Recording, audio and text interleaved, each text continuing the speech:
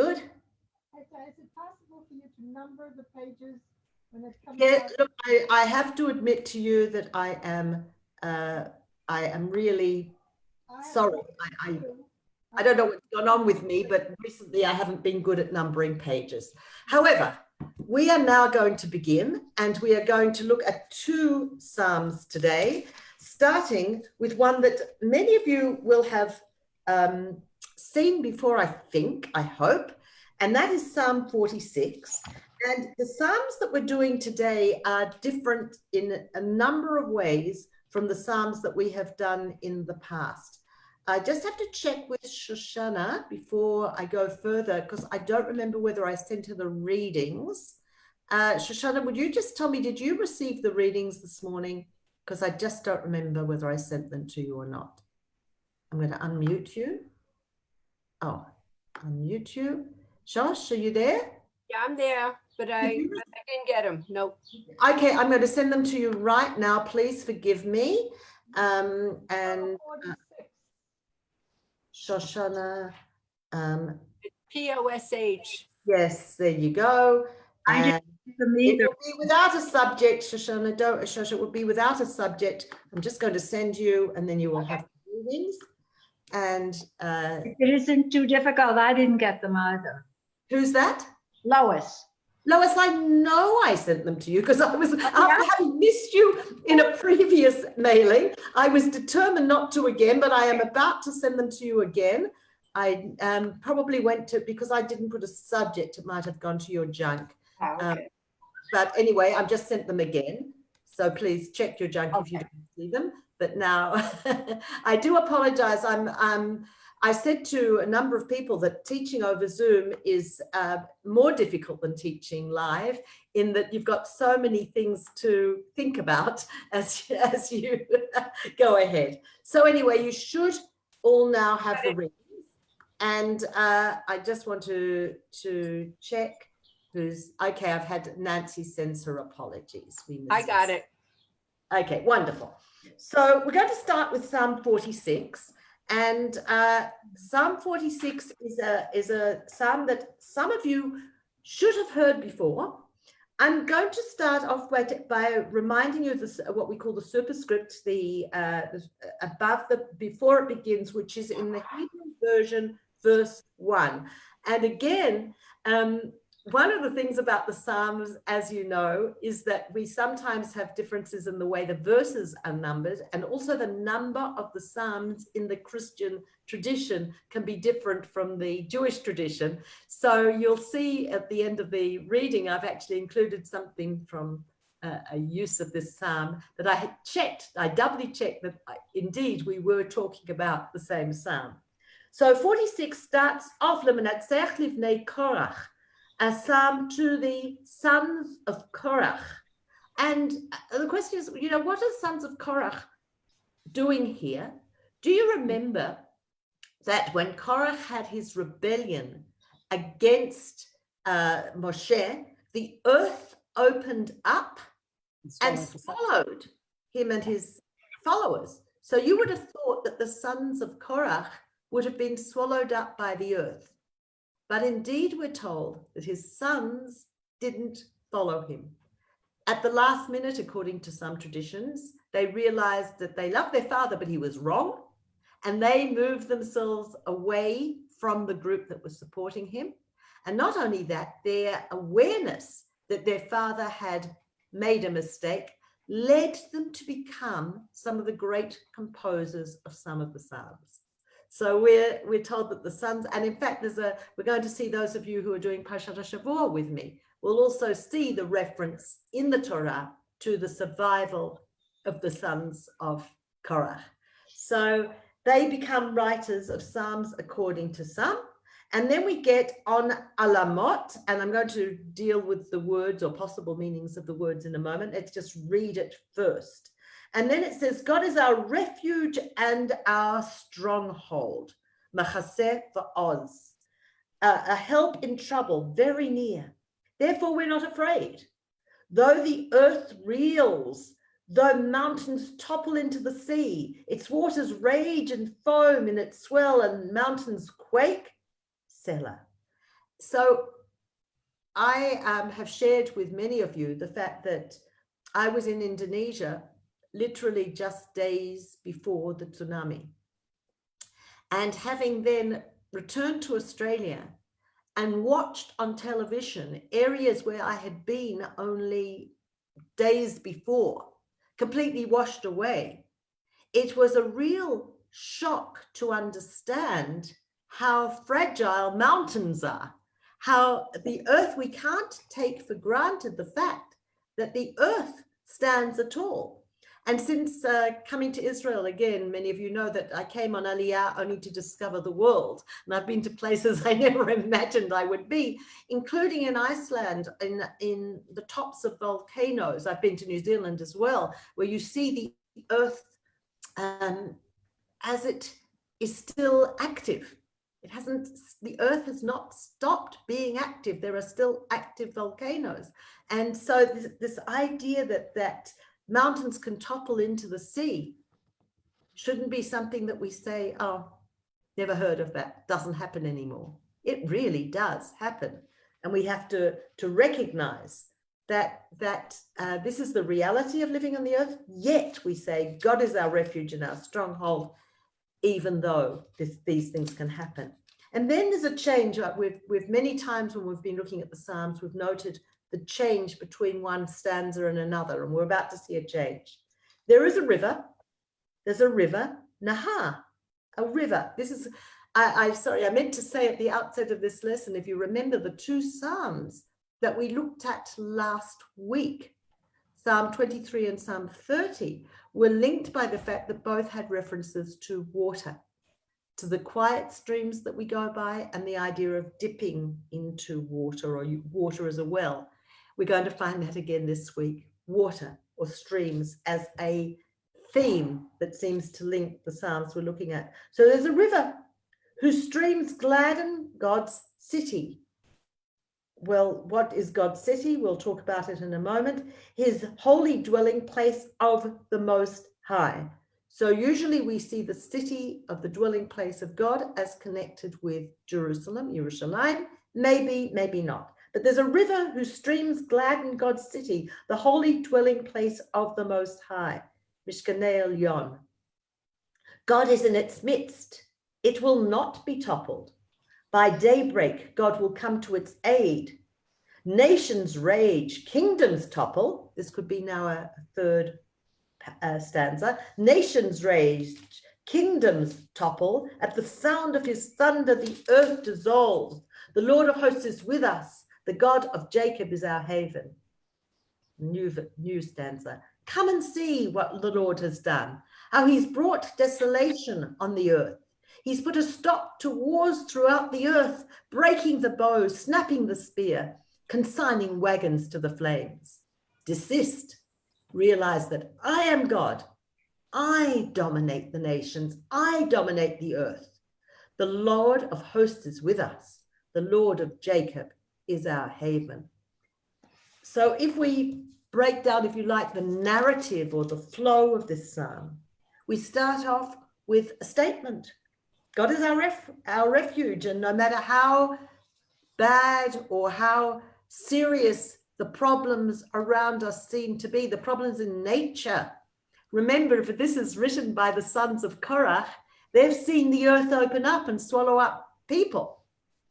And they say, no matter how it is, Selah, God is our refuge and our stronghold. And then they have a vision of a river who gladdens God's heart, where no harm can come. Somehow there is in existence this idea of refuge or safe place. And then verse 7 talks about the fact that we fight wars all the time, but God is with us. Don't worry. And we can come and see, verse 9, what God has done. He put an end to all wars. He's greater than any war that human beings can have between themselves. He can put a stop to it. Just realize that I am God. And when you realize that I am God, that I'm stronger than all the nations, then of course we can have the prophecies of Isaiah and others that nations will not fight war anymore, because God is indeed able to stop wars.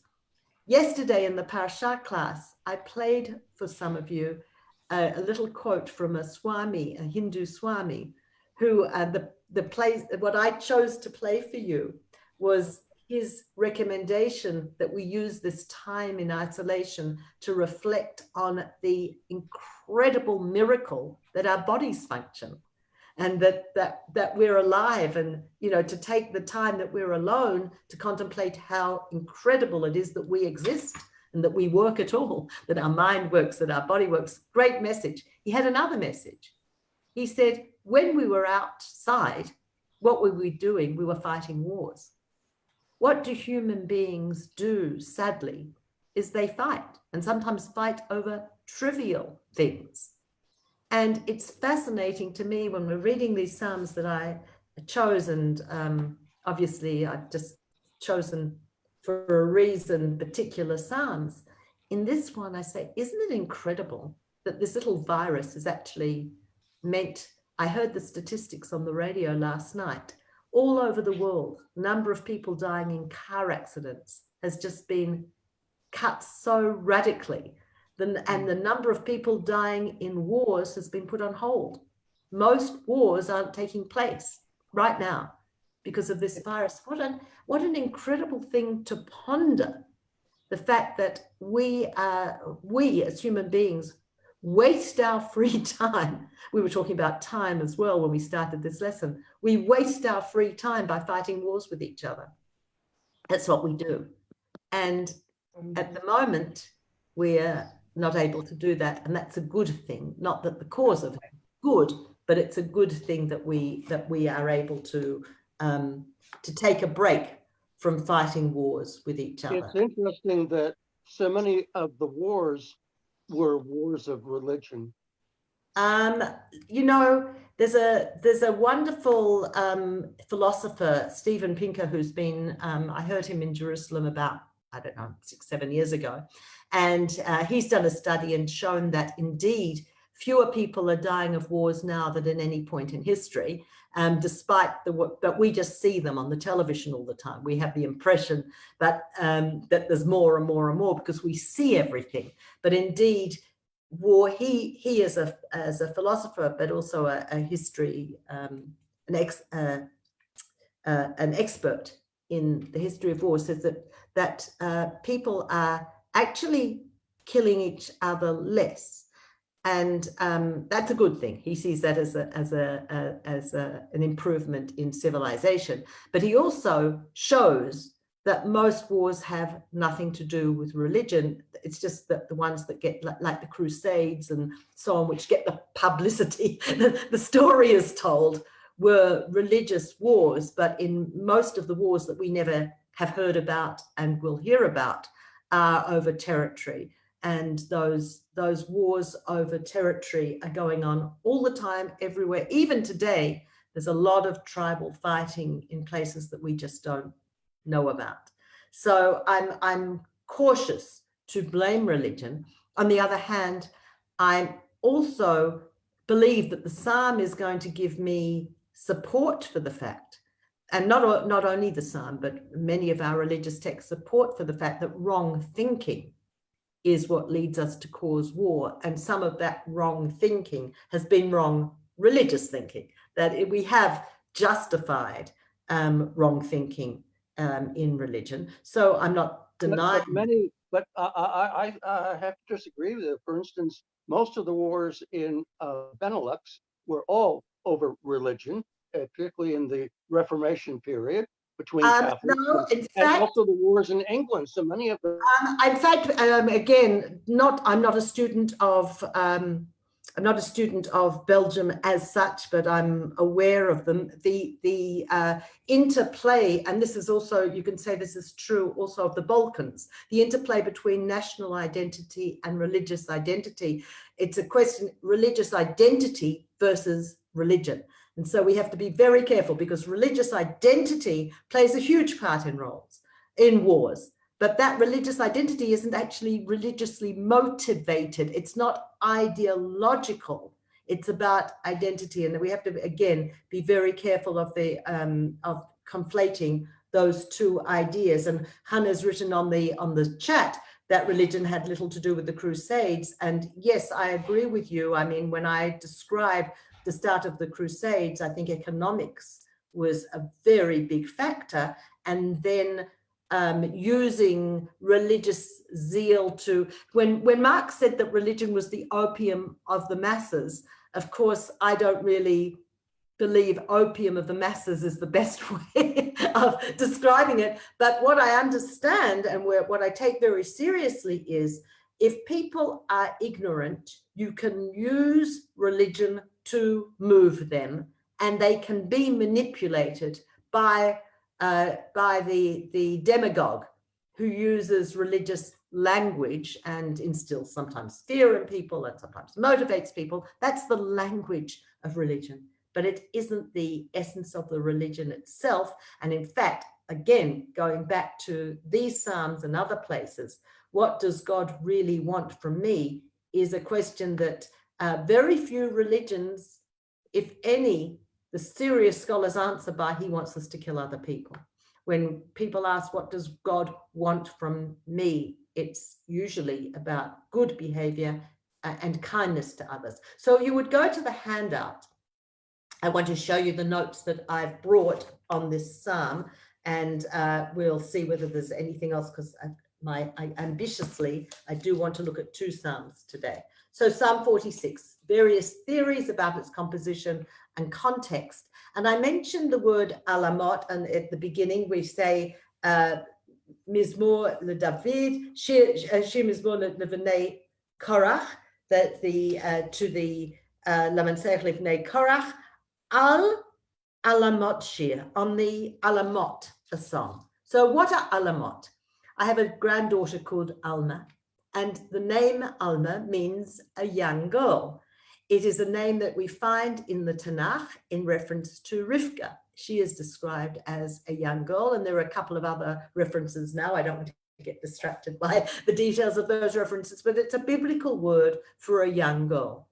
And who were the young girls? Well, one theory is that this song was dedicated or honoring the sons of Korach, because the sons of Korach didn't go their father's way, but not composed by them, indeed composed after, maybe by their descendants, but after David's major victory, and that the Alamot could be the young girls who danced and sung. Remember when David brought the Aron into Jerusalem, we're told about the accompanied by songs, so it could be then, or a general dance and celebration, or it could refer to the soprano voices, or it could be a high-pitched musical instrument which reminded them of girls' voices. So that's one.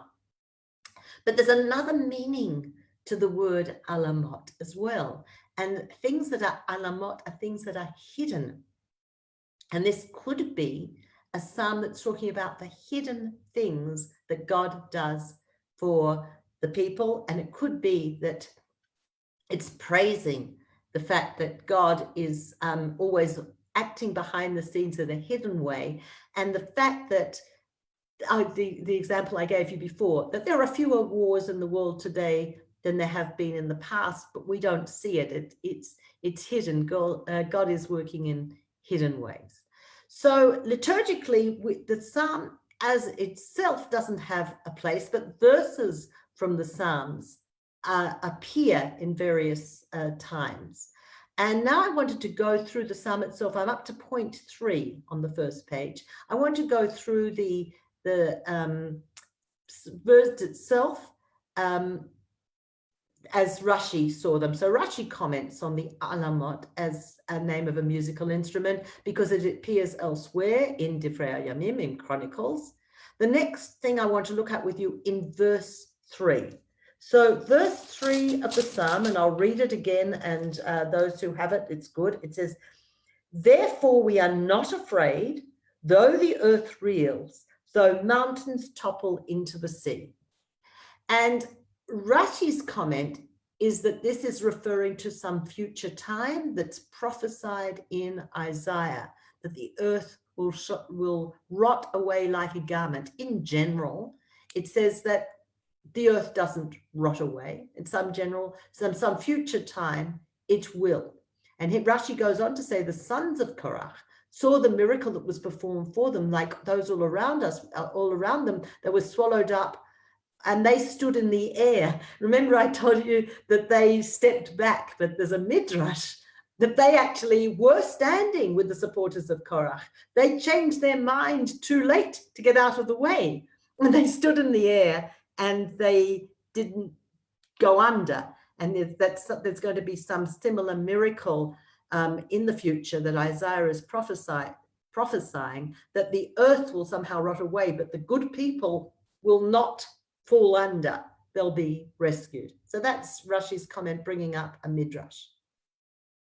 Verse 4, his waters shall stir and be muddied. And there's a question about what this means, shall be muddied, and what is this pride referred to? So again, Rashi comments and says that there could be that, you know, waters can stir up. It's not an unusual geological thing for waters to get muddied. We see muddied waters, that's normal. However, it could be that the mountains, this is sorry, I need to explain this. It could be that it's referring to some sort of natural phenomenon, or it could be that it's referring to something, again, some future time when the earth is going to be very, very different, and somehow not that mountains are going to come down in any natural way, but they're going to shrivel in some way. So we can read these verses as referring to the natural phenomenon. I mentioned to you there's a tsunami, which can be seen as a natural phenomenon, or it can be seen as unnatural. And you know that many people in all, you know, a variety of religions read in it the hand of God as something abnormal, and others saw it as within the realm of normal. And this is what Rashi is suggesting to us, that we could read it in two ways. Okay, so now we come to the rivers, and I mentioned to you that the rivers are interesting. Rashi just says it's the rivers of paradise we're talking about here. We're not talking about God's holy dwelling place on earth, meaning Jerusalem. We're talking about paradise. But there are various midrashim, and one possibility is that it's referring to the Jordan River. But the thing is, the problem is, if it's the Jordan River, then how could the Jordan River isn't actually seen from Jerusalem? It's not there. So that the midrashim which make it the Jordan River aren't so popular. But there's another possible answer. And again, living in Yerushalayim, I love the experience of this, because I'll share with you a wonderful story. I am, as most of you know, very friendly with the Sisters of Zion and Ecce Homo. They are, and I spend a lot of time with the sisters at Ecce Homo. Ecce Homo has underneath it an archaeological site, which many did believe at one time was the site of the trial of Jesus. Now there's some dispute as to whether it was, but one thing is for sure, there's a Roman street there. There's the Game of the Kings, which was like a chess-like game that the soldiers used to play on the street, and it's etched into one of the paving stones, and they found a number of artifacts. Also, underneath Ecce Homo was a huge cistern, a huge water cistern. And for many years, I used to take people to the water cistern to look at it, because we knew it was connected during Second Temple times with the water supply of the Second Temple.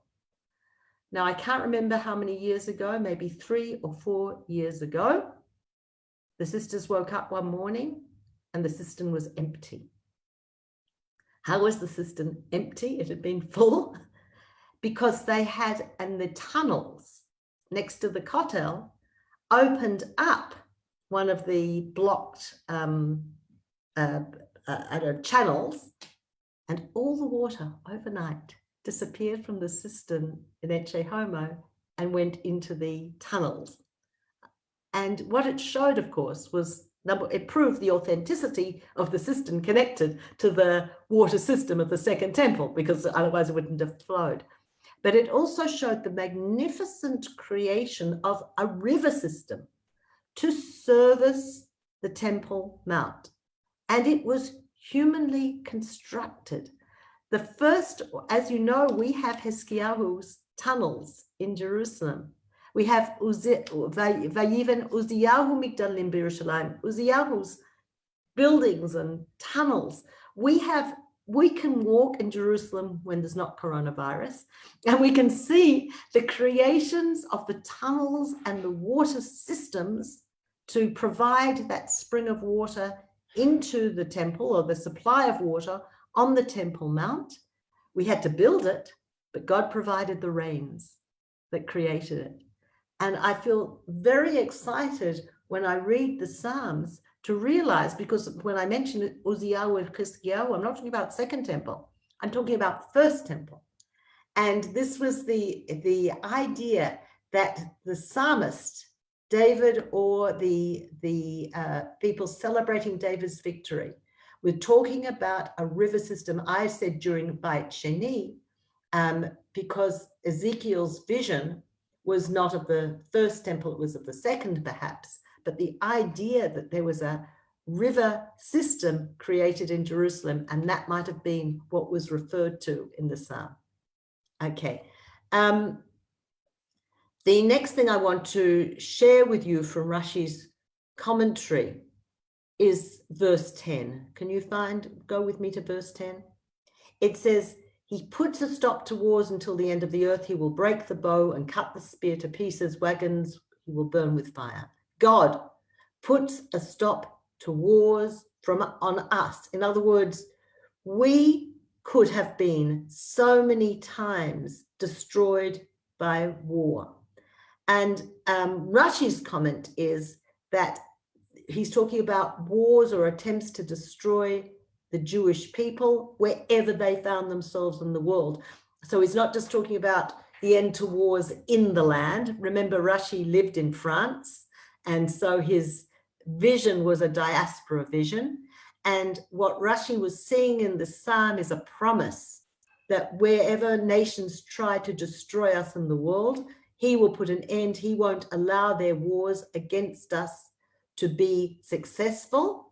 And then he sees verse 11 as saying, and know that I will be exalted among the nations. That seems to be a reference to the prophets and the prophecies. So then he says, and all nations from marching on Jerusalem. This is further. This is beyond the wars that they might have had to try and destroy us in the diaspora. He also won't allow wars to destroy Jerusalem, because you will know that I'm going to wreak vengeance on those nations if they try and destroy Jerusalem. I wish he would have had a shorter war in World War II.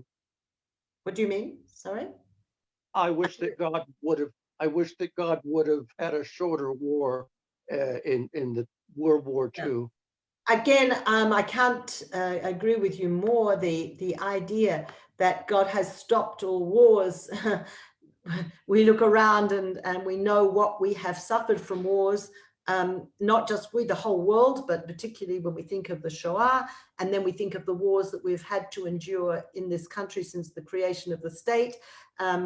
This psalm is hopeful, perhaps, but not necessarily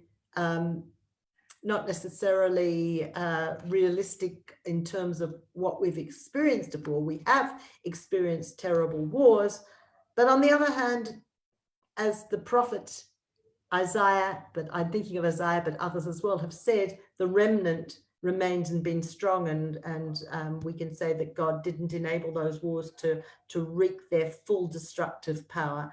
They did terrible things. If you go back to the handout, I want to show you that President Obama chose to read this psalm on the ceremony marking the 10th anniversary of the 9/11 attacks. And I told you, I made sure that it wasn't a different Psalm 46 than a Christian numbering. I checked the text of the Psalms. This is the one that he chose to read. He said that it was the most appropriate. He believed it was particularly appropriate to use because it talked about persevering through difficult challenges and emerging through those challenges stronger. In other words, the way that that President Obama read this psalm, and I'm going back to verse 10 again, he puts a stop to wars throughout the earth, breaking the bow, snapping the spear, consigning the wagons to flames. In other words, what this psalm doesn't say is God won't allow there to be made weapons of war. There are 3 descriptions of 3 different types of weapons of war. We have the bow, we have the spear, and we have the wagons. In other words, wars do take place. God just brings them to an end. And I think that this is the key message in not only this psalm, but many of the others that we've been looking at. The first part doesn't say mountains won't quake and the earth will be stable. The first part of the psalm says the earth can be terrifying, but God will allow us to survive. And the second part of the psalm says people will fight wars. There will be wars, but God will bring them to a stop before they've devastated us entirely. And I think that is a very powerful message. It's not that there are not wars. It's not that there are not terrible, what we call natural disasters, but that God protects us from complete decimation from them. I was also, looking for my various references to this psalm. I saw that Harav Moshe Wolfson from Yeshivat Torah Vodat, which is, and if you notice the way it's spelled Vodat, you know there's a Haredi yeshiva in America. He said this: say Psalm 46 every day. Now, what was he talking about? He was referring to the response to threats from Iran, or the fact that Iran was threatening to use nuclear weapons. And it was all that whole time of fear that Iran was going to build nuclear weapons and threaten us. He thought that this psalm was the right psalm to say. And he also said that during the Suez campaign of 1956, the Belzer Rebbe had said that this particular psalm was a sort of skula, a secret incantation to prevent warfare, or not. It, again, I have to emphasize, it wasn't to prevent warfare. Humans fight wars, but it was to minimize the impact of warfare. So this psalm has been seen as having that special power, and perhaps the word alamot at the beginning of it is a hint to the fact that it has some sort of secret power. So that's what I wanted to say about Psalm 46. And now I want to jump to Psalm 93, unless there's anybody wants to make one final comment on this particular psalm. Okay, so let's go to Psalm 93, which is very different. Sorry, can I ask a question in the language? Because you read the English in a way that's different from the English in my book. Good, and I'm not clear enough with the Hebrew to know. At the end, in verse 11, it says, "Listen, it says, I shall be exalted among the nations. I shall be exalted upon the earth," in the future tense, which is not how your English read it. Is it the future tense in the Hebrew? Yes, it's future, but remember, there's no present tense in Hebrew. So if you want to say something in the present tense, you have to say it in the future. So it's perfectly legitimate in biblical language to read, to take the future and read it as present. So yes, my translation said, I dominate the earth, I dominate the earth. I dominate the nations, I dominate the earth. Arum is future. It is future, but in biblical Hebrew, if you wanted to say something in the present, that's what you'd use. So we can read it either way. And I thank you for drawing your attention to that, because in a sense, the way I've described the whole psalm has left open the 2 options, whether this is actually something that's prophetic in its vision, or it's describing the way God behaves constantly, causing wars to end before they have been able to bring complete devastation. So anyway, thank you for drawing that to our attention. Okay, Psalm 93, I love. It's very short. And if you will notice, this one doesn't divide so quickly into different stanzas. You could say that there's one key idea, And notice that it has no superscription. It doesn't have, it's not one of the Psalms that that says it's to David or to the sons of Korach or Lamanatzer to the composer. It goes straight into it. The Lord is King. Adonai Malach. Geut Lavesh. Do you recognize the words? Because we say them. Some of you will recognize them, will have said those words. The Lord is robed. He's girded with strength. So we've had robed in grandeur and girded with strength. The world stands firm. It cannot be shaken. Again, contrast it to this is why I paired these two Psalms in a way. There's a pairing there. Cannot be shaken. Your throne stands firm from of old. From eternity you have existed.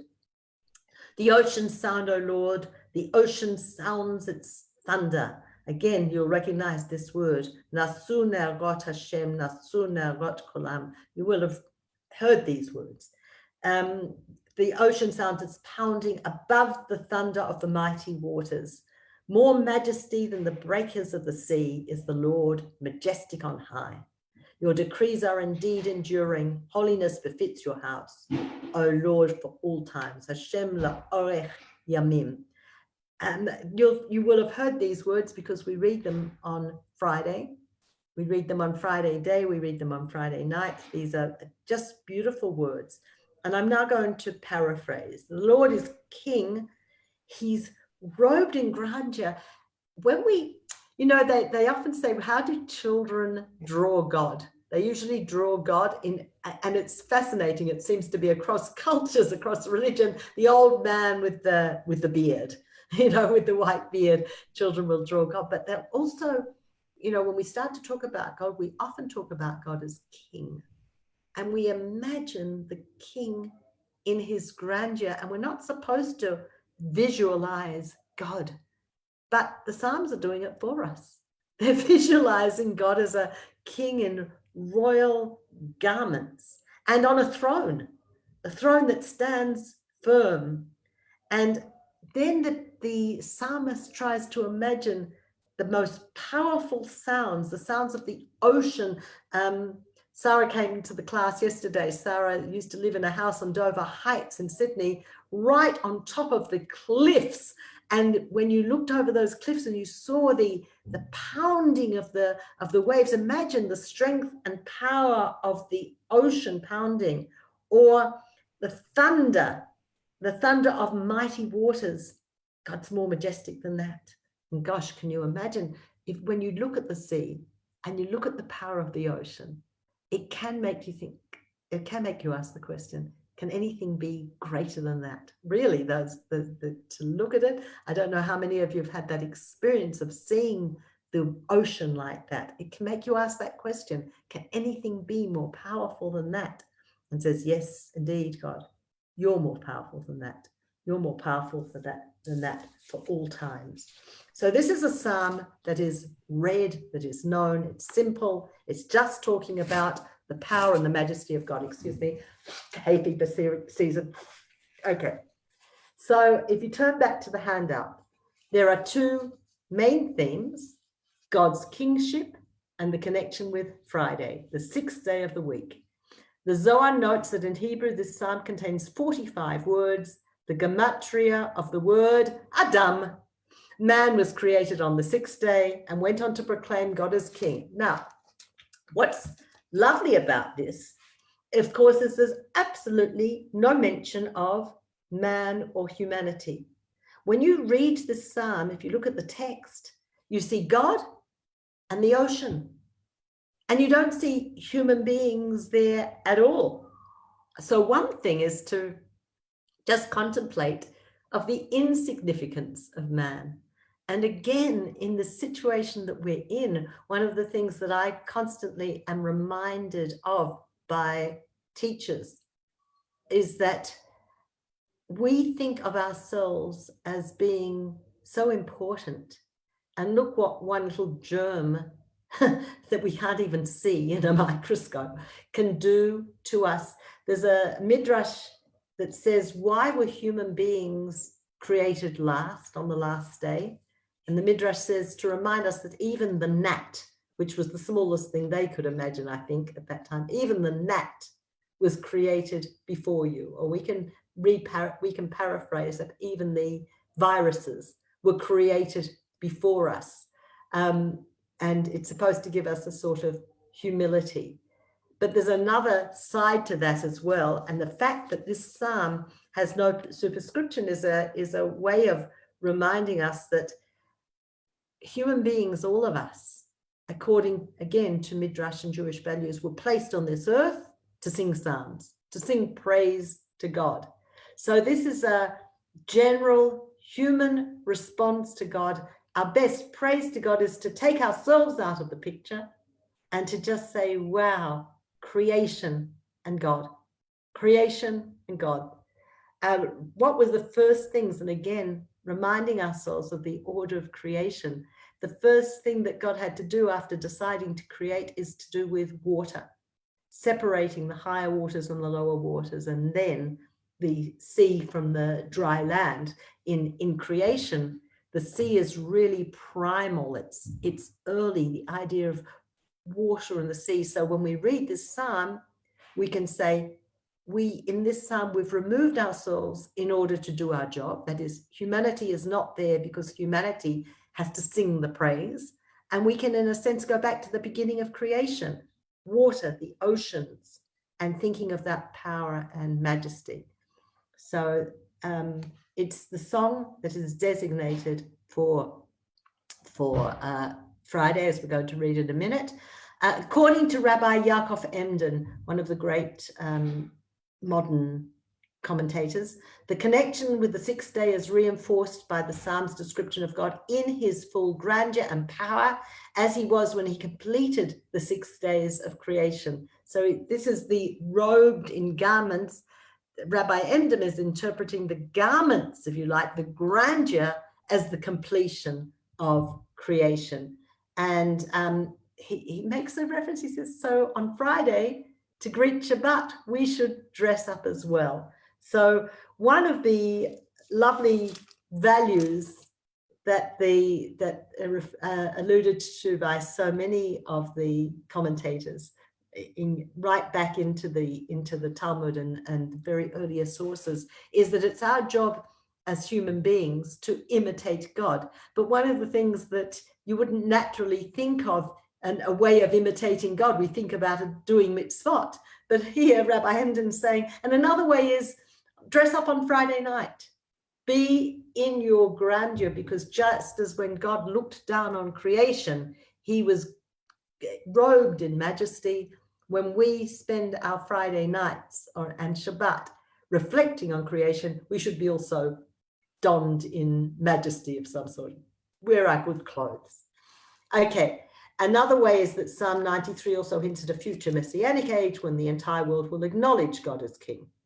I've mentioned the liturgical use, that it is said on Kabbalat Shabbat, it's recited on Shabbat, Yom Tov, Hoshana Rabbah, and it's said as one other thing that we haven't mentioned yet is that it's said as a prayer for success in court cases. Okay, we might have needed to know that last one. Okay, then I've brought you the quote from Mishnah, from the Mishnah from Rosh Hashanah, what psalms we should say each day. And I chose this for so many reasons, besides the fact that I think it's a beautiful psalm and very poetic, is that it's also a sample of the psalms, of the daily psalms. It's the only one I've chosen that's one of the songs of the day. So I'm on to the top of the next page, and I want us to understand that the Psalms for the day, it starts with Psalm 24. You say, why doesn't it start with Psalm 1? Why Psalm 24? Well, there's actually an understanding that the Psalm for Sunday begins with the declaration, the earth is the Lord's and all that it holds, which starts, it's about God as creator. So it's not just a random selection of Psalms, but there's a theme that runs through. So Psalm for Sunday begins with the declaration that the earth is the Lord and all that it holds. And the Psalm for Monday is a praise for the dwelling place of God, Zion, his holy mountain. So it's about the idea that God created, but also dwells with us. One of the theories, if you like, that people have toyed with in terms of trying to understand God, and there are those who hold this view, that God created the earth, but then stepped back from his creation, and in a sense lost his relevance after creation. The Jewish view is God created the earth and then decided to dwell in some way in relationship to his creation. God didn't disappear after creating. And then, so what we do is we take it through the week. And although Psalm 24 is a completely different type of psalm than Psalm 93, they are related thematically. It's Psalm, according to the commentators, Psalm 93 is seen as concluding and reinforcing the motifs in Psalm 24. So in 24, it says, the earth is the Lord's and all that it holds, the world and all its inhabitants, for he set it on the oceans, set it on nether streams, and we have it echoed in Psalm 93. Okay. So these are some of the comments that we have. And the other thing that I mentioned about God as the robes of the king here, we should mention that the Vilna Gaon said that kingship is a very special relationship. And again, it's worth us noting that although in this psalm, human beings are not mentioned, you can't have a king without subjects. And so maybe the key to this psalm is actually free choice, that we choose God to be king over us. We as human beings have designated God as our king, and his actual grandeur is in the fact that he didn't create the world in such a way that it was inevitable that he would be king over us. When we look at the oceans and we see the power of nature, it's very easy to be a worshipper of nature. It's very easy to see the nature as the thing, and that it's a human choice to acknowledge the kingship of God, recognize the creator, and agree to be his subjects. And that is the power of Judaism as well, that to be a Jew is a real choice. To be a Jew is not something that is forced on us anymore, and particularly in the modern world. There was a time when if you were born into a Jewish family, you had no choice because you were excluded from other parts of society. But in the modern world, and I would even say since the advent of Christianity, which really encouraged Jews to become Christians, since that time, we have had a lot of choice. And the fact that we stay loyal to our people is an incredible act here, and in a way, seeing God in his grandeur, in his kingship, in his robes. And I think particularly on Rosh Hashanah, when we acknowledge God as king, this is a fantastic act of human choice, that it makes the kingship more potent, more powerful, because a king that imposes his domination and doesn't give you choice, that's actually an act of weakness. Giving you choice, giving us choice, is an act of strength. So that's the Vilna Gaon spoke about that. And so looking at these Psalms, I also wanted to take other messages from them.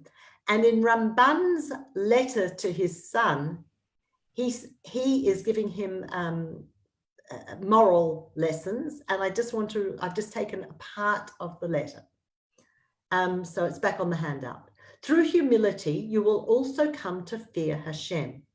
It will cause you to always think about where you came from and where you're going, so that while you're alive, you are only like a maggot and a worm, and the same after death.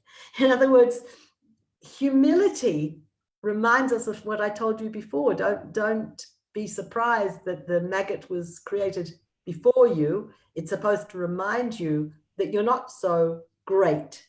And you're supposed to also remember that you're going to have judgment after you die. So when you think about these things, you'll come to fear Hashem, who created you, and you will protect yourself from sinning and therefore be happy with whatever happens to you. Also, when you act humbly and modestly before everyone and are afraid of Hashem and of the sin, the radiance of his glory and the spirit of the Shekhinah will rest upon you, and you will live the life of the world to come. And now, my son, understand and observe that whoever feels that he is greater than others is rebelling against the kingship of Hashem, because he is adorning himself with his garments, as it is written, Hashem reigns. He wears clothes of pride. Now, this is a beautiful explanation of what this opening of the psalm is. And I'm going to read it. I read it before in Hebrew, but you're familiar with the word. Hashem malach geut lavesh, lavesh Hashem. Now, geut is like ga'ava, pride. And funnily enough, it came up yesterday that Moshe is described as the most modest of all men. Geut, ga'ava, pride, is seen as the opposite of humility. And it seems a strange word to have there, that God is proud, until we read Ramban and understand Ramban's commentary. And therefore we understand that God, that geut, pride, ga'ava, is supposed to be reserved for God. Only God is supposed to be able to have pride, and human beings are not supposed to have pride. Now, a moment ago, I was speaking about imitating God, how we should or should not imitate God, and the Vilna Gaon's comment that we wear good clothes on Shabbat because we're imitating God that way. But Ramban is seeing it slightly differently. He's saying there's a difference between human beings and God, and that we always have to have that difference in our minds. That God is the only one entitled to have any sort of pride, and the rest of us should steer away from pride, because if we have pride, then we're trying to take credit for something that God has done. And that humility is the opposite of that. Humility is giving God credit for what he's done and not taking it for ourselves. So he learns from this psalm the idea that pride is taking credit for what God does, and the right way to behave is by giving only God the credit for what he's done.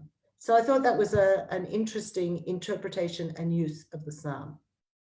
And then there's one last thing that I wanted to bring you from the Breslev, from the Hasidim of Rav Nachman of Bratslav. And so in order to understand that properly, we need to look at the whole psalm again. The Lord is king, he's robed in grandeur, on the road stands. Verse 3, the oceans sound, nasun na'arot. Now, the word naha is translated in my translation here as oceans, and it does make sense as oceans here. And I spoke about the mighty waters, mayim rabim adirim mishparei yam. The word mayim rabim and mishparei yam, that's all about the ocean. But the earlier word in verse 3, nasun na'arot, which in my translation says the ocean sounds, just a minute, na'arot are not usually oceans. If we want to go back to Psalm 46, which are our earlier psalm today, you will see that the word, it says naha in the beginning of verse 5, and it's described there as a river. So is it a river, or is it the ocean? This interpretation differentiates between the river that is mentioned in verse 3 and the ocean, which is in verse 4.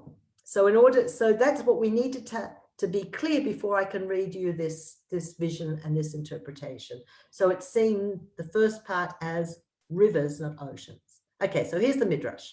Once Rabbi Yoshua ben Levi was traveling with Eliyahu the prophet, and they entered a marketplace of a town and found themselves on a street that was almost deserted. Rabbi Yoshua saw a butcher shop and went inside. He saw it was clean and well lit, and the meat was of highest quality. The prices were low, but there were very few customers. They continued on and came to another street that was very crowded. There too was a butcher shop, but it was dark and filthy. Instead of beef, it sold rancid dog meat at an absurdly high price. Yet there were hundreds of people at the door pushing and shoving to get in. Needless to say, sorry for the needles to say, the typo, Rabbi Yoshua was shocked. What was going on here? Had these people gone mad? He turned to Eliyahu the prophet, who revealed the truth to him. The entire scene was not real. There were no butcher shops, no customers, no streets. It was a vision with an important message to convey. The clean butcher shop with its high-quality meat was a symbol for the mitzvot, which are healthy and enjoyable and easy to acquire in this world. Nevertheless, there are few customers. The other butcher shop with its rancid meat was a symbol for the evil inclination, whose foul and unhealthy merchandise always makes the buyer pay clearly in the end, yet there are many hungry customers clamoring to buy. Okay? How do we know that how do we show someone that he's in the wrong store, that he's mistaken filth for purity? How do we redirect him to a life that's good and healthy? That's the job of a true teacher who can bring a precious fragrance to the soul of the listener. Rabbi Nachman writes, the ability to repair depends on the voice, for that is the voice that waters the Garden of Eden. And that is the river mentioned in the verse, and a river went out from Eden to water the garden. Those lines describe the lofty spiritual quality of rebuke that is given by a person who's worthy.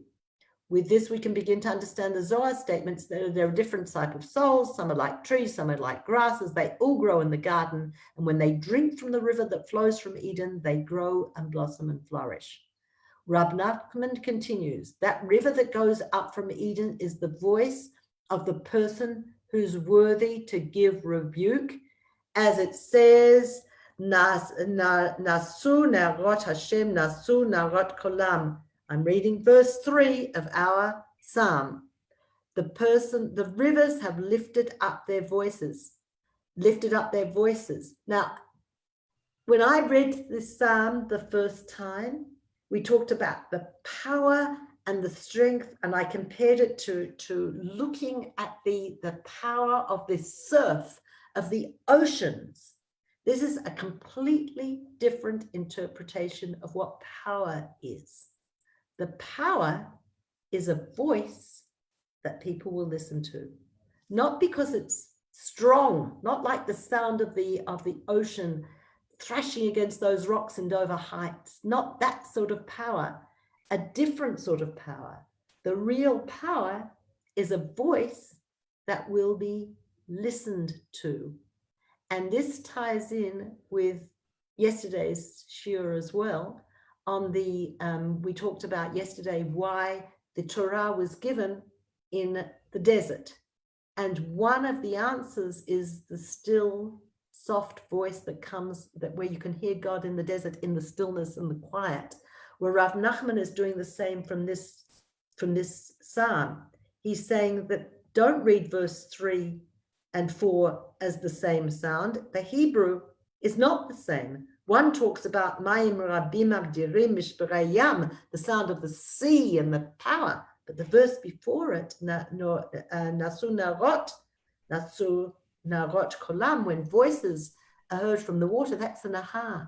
That's a gentle voice that he says comes from Eden, comes from Eden, comes from that creation where man was initially created, that day 6, when man was created on day 6, he was put in the Garden of Eden. He was given all the opportunities from Eden, from paradise, and we have in our sources all the opportunities to learn the right way to speak. And if we know the right way to speak, like we take our source of inspiration from Eden, from something beautiful, we'll know how to speak to people and influence them in a positive way. And that's far different from shouting. A strong voice, a loud voice isn't necessarily the most influential voice. The strong voice, the powerful voice, is the voice that does influence. And sometimes it's a really soft voice. So Rav Nachman's interpretation of this psalm and the beauty of this psalm is that we can drink from the waters of Eden. We can actually, the waters can inspire us, and we can, all of us have a way of truly praising God by being great teachers. Every person has that ability to drink from the waters of Eden. That's what we're supposed to do. So I think that's a very, very beautiful interpretation of that. And we sing this every single Friday. I know that many of you are very familiar with the words, and it's lovely. Any comments, questions, responses to that? And so we've had, over the 4 Psalms that we've looked at, 2 last week and 2 this week, a theme of water. And if you remember, when he lays me down by green pastures, you know, the idea of the very scenic, that idyllic scene of water, and then the idea of having to go perhaps into murky water to be lifted out, and the question whether the water was cleansing us, purifying us, or it was Maya and we needed to be lifted, and could be read either way. And then 2 images of water in today's Psalms, and the fact that being in Yerushalayim, knowing the water that was brought to the temple, and then this vision of 2 different types of water, one very gentle and soft and one very powerful and strong. So that was a common theme for the 4 Psalms. So next week at this time, we're doing a session on Megillat Ruth, and because it's sufficiently short, should be able to use the time and work through it. Just make sure you have a copy. I doubt that I'll be sending a handout because there's so much just through reading the text. I couldn't put all the comments in writing anyway. So we'll be looking at the text, and some of you may want to make your own notes. I know some people like to learn that way, but I doubt that I'll be sending a handout. So don't be looking for it, because I've already started thinking and preparing it. And okay. Anyone want to say anything now? So I wish you all a beautiful week. Have a lovely week, and goodbye to all of you. Lovely seeing you. Bye. Thank you. Pleasure.